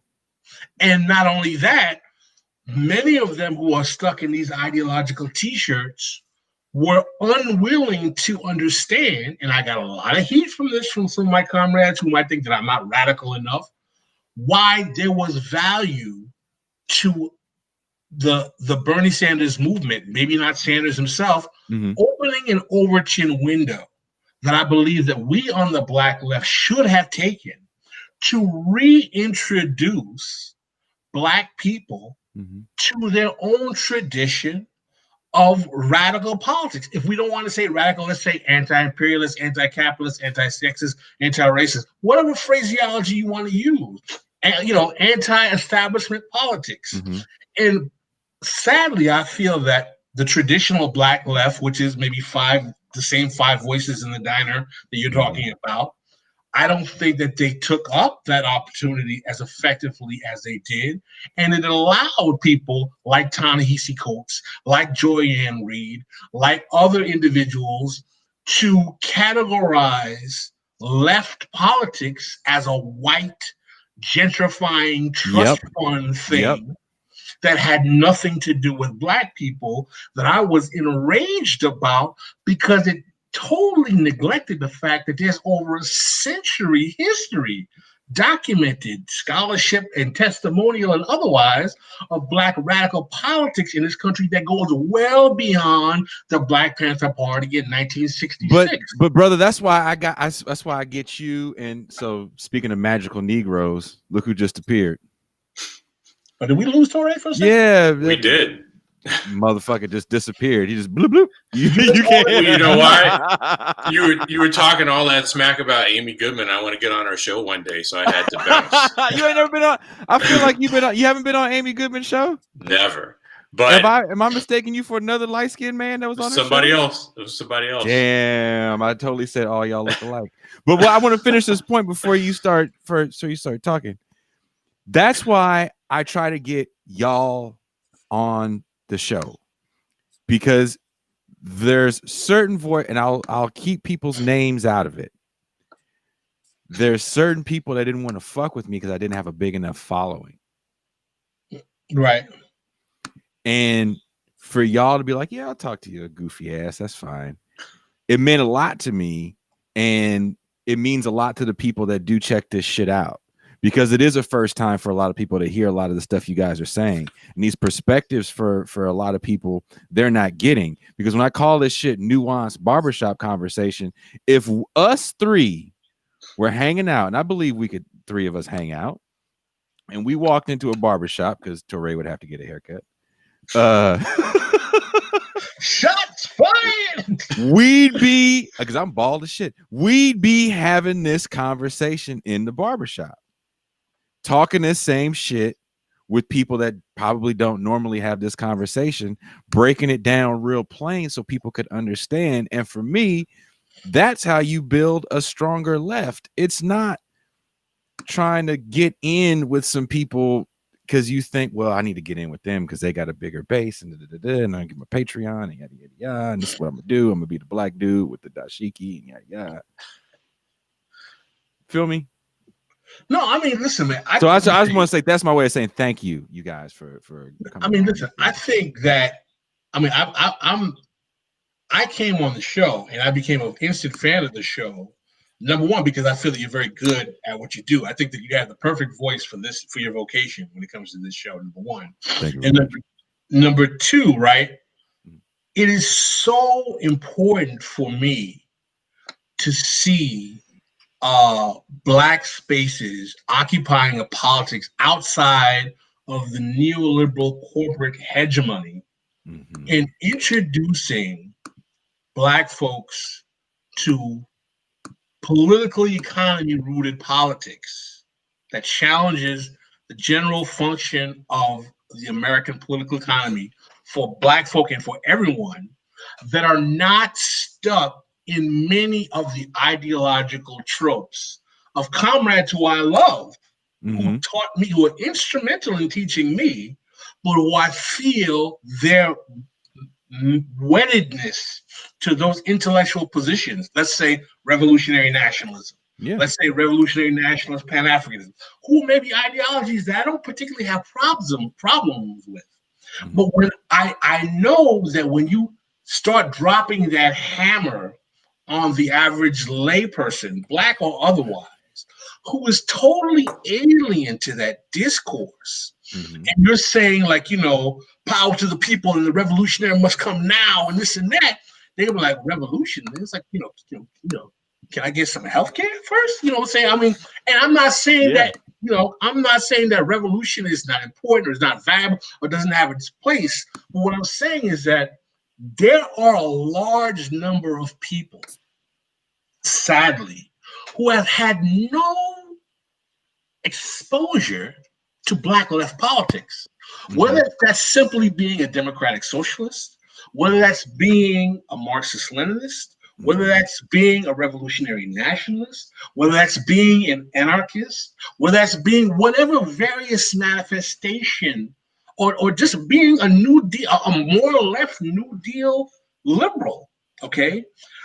The sad reality of the circular firing squad that also exists on the left of ideological purity helps facilitate the lack of ability of introducing people who basically say, yeah, why is it that income inequality has been getting worse for 40 years? My paycheck allows me to buy less. It costs me more to get health care, and it's too expensive for me to send my kid to college. Like, the person asking those questions is someone that we should be seeing as a natural audience for our politics. And what we seem to fail to realize is that most Americans are asking those questions right now.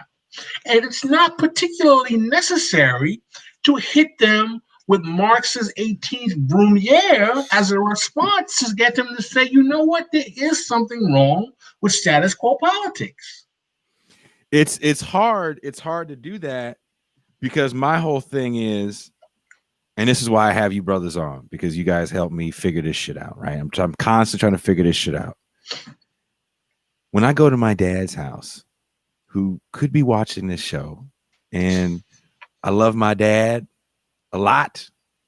He's an awesome man. Poor dude just had a mild stroke. He's okay. He's crazy as shit. He's got that picture on his wall of Bob Marley, Barack Obama, Malcolm X, and Martin Luther King. And I walk in the living, I'm like, who the fuck? Them is just niggas. Like, why? And I'm trying to, because the moment I walk in the door, my dad wants to talk politics, which is funny. Like, you like, to your point, these people are upset about the way economically things have worked out, and I think it gets amplified even worse through the Trump microphone, because when you just, you know, he's constantly on CNN or MSNBC, Trump is the bad guy that's making it even worse, and it's becoming even more real as he's finally retired, right? Like, how do you get certain messages across to cats that still see Barack Obama as in this pantheon of great black men next to Bob Marley. Like, how do you start without being a douche? Because I was on a show the other night with a young man, and he was just Barack Obama's an ass, and I hate him. He's this, is that. I was like, you know what? I get your point. I'm not a Barack Obama fan, but do you ever watch him speak? Have you ever listened to a Barack Obama speech? He speaks. It sounds like Chris Rock. He speaks real well. But as the presidents that we've had, think about the presidents that we had, and think about right before Barack Obama, you had Bush Jr. Wasn't the greatest orator. And then you shoehorn him with Trump. And maybe it's just because I'm looking at him through the lens of these just two shitty presidents. But I see why people love him. I watched that David Letterman interview with him. I get it. Of course you don't see the kids getting bombed. Of course you don't see the deportation in the cages. You can't. He's just so goddamn silky smooth with the pimp shit that he talks. So how do we penetrate that pimp shit and kind of show people, well, this was kind of the start of these problems? Well, I think the first way, and I've written some pretty hard critiques of Obama, and I think the first thing you do, right, is that you engage in a project with people. And I talk to people. I have many friends like that. I said, ask them a simple question. Do you think it would be valuable to the people who govern American society to have communities that have been traditionally mal-served by the politics of that society to be invested in supporting, because of someone they feel they can empathize with, the same politics, if implemented by someone else, they would find problematic? Do you think that project could be valuable to people who don't have the best interest of your communities at heart? And I think that when you start approaching the Obama project in those kind of ways, and you start saying, well, let's talk basic facts. Do you know that Barack Obama received more Wall Street financing than any president in American history?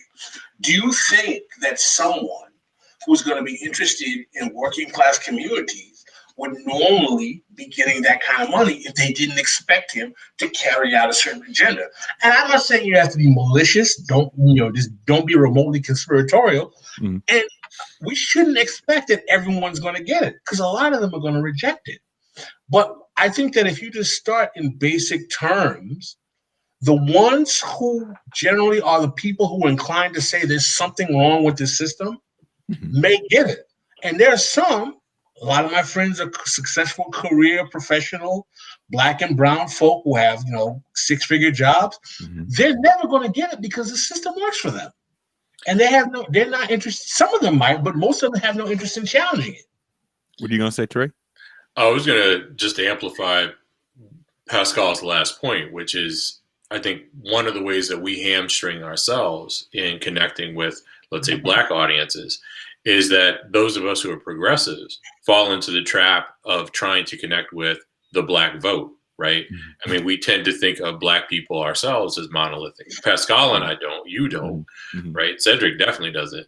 But anyway, that's the default, right? And I think the fact of the matter is, as Pascal alluded to, that there is, in fact, class heterogeneity among Black Americans.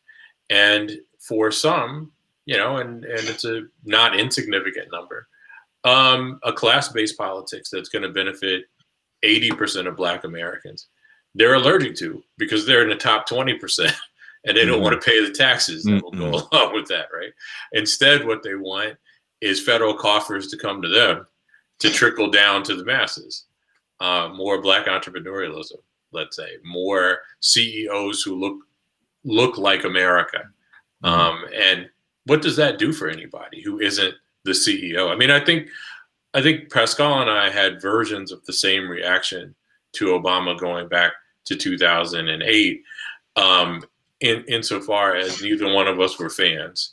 So I know that was clear. Pascal maybe was a little less likely to find him charming than Jason or I. But for me, to whatever extent I found him charming, it was that I appreciate the talent, right? I mean, this is one of the ways I could appreciate Dr. Umar. I appreciate the talent of what he's doing, just as I can appreciate the talent of Rush Limbaugh, right? The content is not something that appealed to me, but I definitely appreciated, like Jason, how it is Obama resonated with people. But he resonated with people who, at least among Black folk, people who embraced the idea that we shared a common interest. I think a critical part of his post-racial game that's often overlooked, but chapter 4 of Toward Freedom is in part about this, is the central role played by underclass ideology in bridging the divide, interestingly enough, between what whites meant, what attracted white people to Obama's post-racialism, and what attracted Black people to Obama's shtick. And what you would find is, particularly among petty bourgeois Blacks, but not exclusively, because these hood movies see, I brought us full circle. Mm-hmm. These hood movies sold Black Americans a somewhat sanitized version of underclass ideology. So most of us embraced that stuff. And it was a way for Obama to, oddly enough, demonstrate his cultural authenticity, not just to white listeners, who were happy that this Black man was willing to talk down to Black people, but around the globe, but also to Black listeners, right, who understood, right or wrong, that their cousin Pookie should not be eating Popeyes for breakfast, as Jason and I have talked about before. By the way, Jason, I have to. Oh, you can't hear me? No. I don't have to go. But I wanted to mention something to you. Since I don't like turkey, and we talked about Popeyes, I'm having Popeyes for Thanksgiving. Just remember, the only Popeyes buffet, Lafayette, Louisiana, the most magical place on earth. There used to be a Popeyes buffet in New Orleans on Carrollton at Canal. It was one of the few that Copeland himself still owned. And I used to hit that spot with my cousin Kim, who Pascal is friends with, when just after I graduated. Damn right. I mean, I don't even know. I guess that I just didn't eat anything the rest of the day. Right? How could you?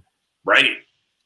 I saved myself. Oh man, I do some stereotypical shit, and eating at Popeyes is one of them. And do that shit with a motherfucking smile. I feel that I'm glad we all feel comfortable in our Blackness to outline how much we like fried chicken, man.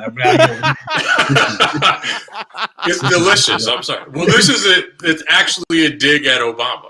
So you should Popeyes is okay. I love it. Folks. I'm a big fan. I shoot these threes. Fuck these hoes. I have to play this clip because I have to. Oh, from the Boondocks. I have to. Sorry. Which season? Well, we'll find out. I think this is season 1. Okay. Hey man, she gonna be crying like this all the time? Cause I say if she is, we kick her out. Shh, everybody, shush. President Obama's talking. My fellow I know he's Americans. gonna tell us what to do. Good afternoon. I'd like to start off by thanking all of you out there who have called and written letters about the safety of the first family. You'll be happy to know that Michelle, Sasha, Malia, myself, and Bo are all fine. Don't nobody care about you, man. Tell us everything will be okay for us. Everything is going to be okay. For us.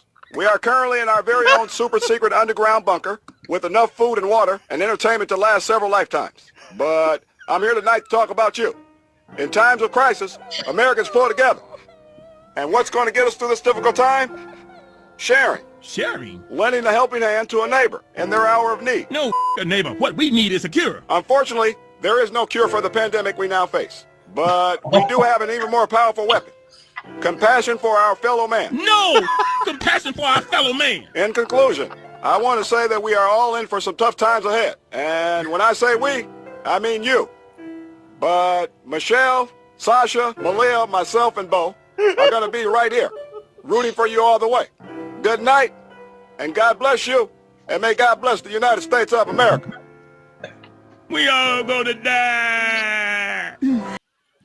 I had to play that clip because I was working on this piece. I do try to write, So you guys are also like my inspiration to try to string a few words together. And I watched a clip of Obama. It came up on my YouTube feed somehow. The algorithm was fucking with me. And it was a clip of Obama answering a question in 2016 when he was still president at a press conference. And it was an 11-minute answer. And watching him answer that question, he starts it off. I forget what the question was even about. And watching him answer the question, he's like, you guys know me. I got my start organizing in the streets. And he goes on to talk about gerrymandering. He goes on to talk about the Democratic Party's failures. He goes on to talk about voter suppression. And the way to solve it all, you got to vote. That was it. You can't talk about the state of the country if you're not involved. So you got to vote. And I was like, I was blown away by the answer, but the way he got there, I'm like, this is why cats love you, because you are pretty much what Aaron Sorkin just sits there and is like, oh, and he writes all that bullshit about, because it's exactly what it sounded like. It sounded like just a West Wing threw up. And I'm like, this is why motherfuckers love you. And that a Boondocks clip to me it just encapsulates that, right? Like, hey, I'm gonna tell you, but you know, it's satire, but he would always say it in such a nice way. You're fucked. Well, I mean, listen, the Obama project was created in a Robert Rubin lab petri dish anyway. I mean, I understand you guys giving kudos, but I've had it, man. This is a manufactured cat, man. Listen, I'm not going to give this cat that much love for his ability to manipulate people's emotions. I mean, this is a dude who has been in the Star Chamber for over 25 years. I mean, Toure's dad wrote about him in '96, like, alert, alert, black left. This is what we need to be aware of. You know, this is what, literally talking about the guy as if there was a ruling class laboratory and they were putting, the cells together to manufacture this dude. But he's dropping threes on these hoes. Yeah, I'll be like, you should tell your dad that to be like, yeah, that's a great piece. It was very insightful, but you forgot that he was totally dropping threes on these hoes. I mean, I probably won't relay that, but I think he'd appreciate it just the same. Like, watching that clip of Barack Obama shoot that three, I was like, I mean, I guess it's because for me, my favorite line about Obama is the fact that his whole first term cabinet was chosen by a Citibank executive. Yeah. So to me, like, the mythology is beyond going. I'm not enticed. I mean, I do agree that he has certain political skills. There's certain raw talent. He's probably the most talented politician we've had in America going back, I would say, maybe to Kennedy. I think Reagan had certain talent, but I think Obama, because of his youth, he has certain gifts, not only personally, but the attractive wife, the two girls, the exotic background, et cetera, et cetera. It's a very politically marketable package that I would not deny. But I don't think it is, you don't have to be a tinfoil hat wearing conspiracy theorist to understand why, after the greatest evisceration of capital since 1929, the American ruling class realized to neutralize public discontent, you put a charming black family with this tall, attractive black man in the White House to have everyone cheer like we have overcome. I mean, it's perfect. It's like the master chess play. But he's perfect to project a lot of shit on too. And Toure talks about that in Towards Freedom, where it's like, well, he's got a single parent household. It's like, but his single parent wasn't like my motherfucking single parent household. That shit was different as fuck.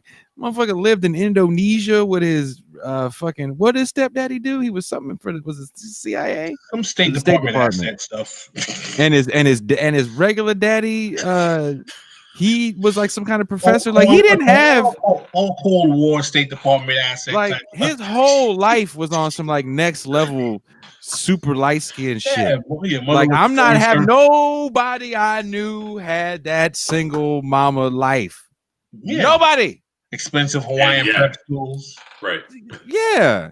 Motherfuckers act like Barack Obama and like just because he listens to Jay-Z, like that was like the thing. Like, oh well, Barack Obama he's from the streets, but he's smart. To your point about fucking Ta-Nehisi Coates and the Harvard guy. I want to be very honest, right? I mean, I want us to be candid. Like, candid. It is such a transparent demonstration of how shallow a society we are, in my opinion, that Barack Obama is seen as exceptional. I've known vapid careerist Ivy League Negroes my whole life. They are a dime a dozen. I don't understand why people are so impressed with this cat.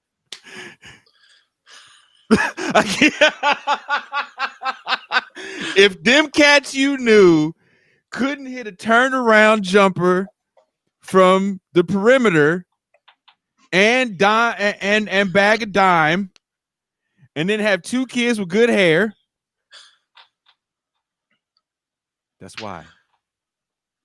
Good hair. Well, I mean, again, if they had been in the pocket with people like, Michael Froman and Robert Rubin from like the time they were first year in law school, then maybe they would have had all those, and also played, basketball in high school and all that stuff. And, And what else? This is a contrived cat. The cat is contrived. Like all jokes aside, I'm gonna stop fucking with you. Pop my collar, dust your shoulder. That was when he won, right? Didn't he do this when he won? The guy was born in 1961, right? He went to high school in Hawaii. He's not even culturally attenuated to hip hop. He's a disco guy. I mean, the fact that this dude is fronting like he's down with like hip hop from Hawaii, what were you listening to? Like, Run DMC hits the beach? I mean, come on, man. But Pascal, to your point of him having a contrived persona, perhaps that's his genius. His genius is, and I think he discusses this in one of his first 2 memoirs, that he focused on, crafting this persona from a pretty early age, right? I mean, and I think a lot of Black Ivy Leaguers didn't anticipate that they could be president. So they didn't craft the persona that one needs to craft at a very early age, like he did. Common and Kanye in the White House, man. Common and Kanye in the White House. Having the Foreign Services agent white mom and or State Department related family might give him a little trajectory on being a ruling class pawn that most folks would not have. I get that, right? I understand. It's funny because when we think back at the Obama years. And we laugh like I'm fucking I'm fucking with you about the 3-pointer. Like we laugh at this shit, and then it 8 years of that bullshit, right? And then you get 8 more. It's just a different kind of a lie. Donald Trump's born into wealth, crazy wealth, kind of been a habitual fuck up his whole life. But because he was on TV for 15 years in everybody's house, pretending to be, I think it was Anand Giridharadas that said Donald Trump is a poor man's version of what a rich man is. With better hip hop on days than Obama. Yeah. Right? Because Donald Trump used to hang with Russell Simmons. And they were making hip hop songs about Donald Trump. They wasn't making no hip hop songs about Obama. No, not really. That would not have been a hit that I can think of. But because again, he didn't do the wrong. He wasn't, dropping bombs like Vietnam, if you will, even though he was. No one ever associated that because we always associated him with this vision of Black excellence. And going back to those movies, it's so funny how I think it was Pascal when he was talking about the revolutionary black guy who's revolutionary all the time, and I had a Menace to Society clip queued up of the one guy that was supposed to be like the woke friend, and he was in The Nation, and it was that's what woke was to me. I don't know if it was, I'm sure it was similar for you guys. In that era, woke was like the one friend that like read a final call and was like, yeah, like. And then the one kid in Menace is like, he's constantly yelling at them guys to stop drinking and live. And the devil's got a plan, and they're falling into the devil's plan, and no one wanted to fucking hear it. I listened to a lot of KRS-One when I was in college. I understand. I get that. I know the whole. I mean, that in our era, right? The whole African medallions, Afro, reading Sheikh Anta Diop, the African origins of civilization, kind of like, before Hoteps had all this kind of pejorative. Did you lose me? Oh, yeah. Our host is frozen. Oh, Jason is.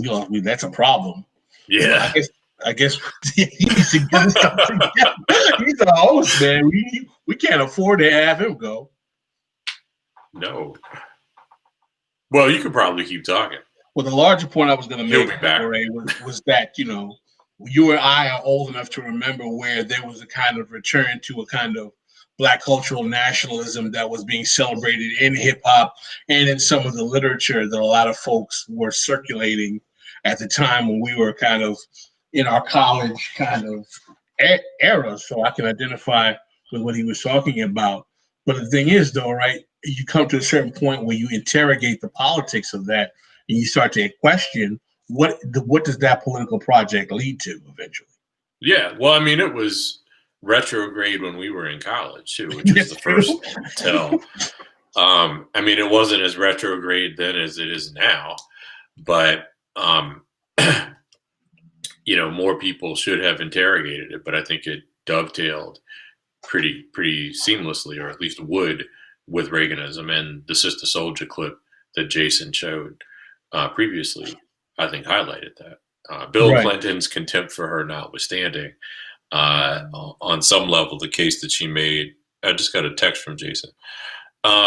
He has no idea what happened, but as we talked about before, the case that she made was Bookerism, with the addendum that white people suck, right? So. Right, exactly. And part of when we're talking about exposing people, and not just Black people, but particularly Black people, to a kind of progressive or left politics, right, is that I think that, coming from the tradition that you come from personally, intellectually, as well as your family, is that the understanding of Black political thought historically and the challenges of a project that complicates the nationalist narrative that has become so dominant and commonplace, particularly with millennial youth, unfortunately through the proliferation of social media, and how, challenging that politics and that worldview will get you deemed as, racially disloyal, so on and so forth. And when we realize that that's not the point of the project, the point of the project is to interrogate what is the logical conclusion of this kind of race reductionist politics in terms of what it produces, where it gets you, and why does it constantly get recycled as the only option that many Black people are presented as a way to solve their problems? Well, you remember around the Million Man March, so it was October of 1995, Farrakhan had a moment of near respectability. And I remember watching the McLaughlin Group right after the Million Man March. And Eleanor Clift, who I think was the liberal on that show in that era, had given Farrakhan qualified praise. Now, again, it was greatly qualified because the anti-Semitism precluded actually celebrating him. But what she praised Farrakhan for and praised the march for was getting Black men, taking steps to get Black men to finally recognize that they bore responsibility for the problems that afflicted their own communities. And I used to watch the McLaughlin Group, obviously. It was on Sundays. As did I I. lived in New York, and I didn't have cable. So I watched what I could watch, and was always intrigued by the show, especially years earlier when Pat Buchanan was on, because that had a chilling, and even more chilling. He was a more chilling presence. But anyway, that was, I thought, quite the tell about, the Million Man March and its resonance, but also a window onto the conservatism of the moment, because people had finally picked up, liberals had picked up on the fundamental conservatism of the NOI of that era, which was masked with the Bookerite elements Right. of it, which rather than simply focusing on the white people suck part and the anti-Semitism, right? And it, for a minute, I mean, some people imagined that if the NOI could shed itself of the white people suck part and the anti-Semitism, that it might have actually gained true legitimacy. But again, I mean, the basic point is that you could see from Farrakhan's sudden mainstreaming in that era, the ways in which this Black nationalist discourse actually dovetailed with Reaganism. Right. No, this is a very, very important kind of subject, kind of subpart of this larger conversation we're having about these films that came about in the early 90s, these kind of hip hop cultural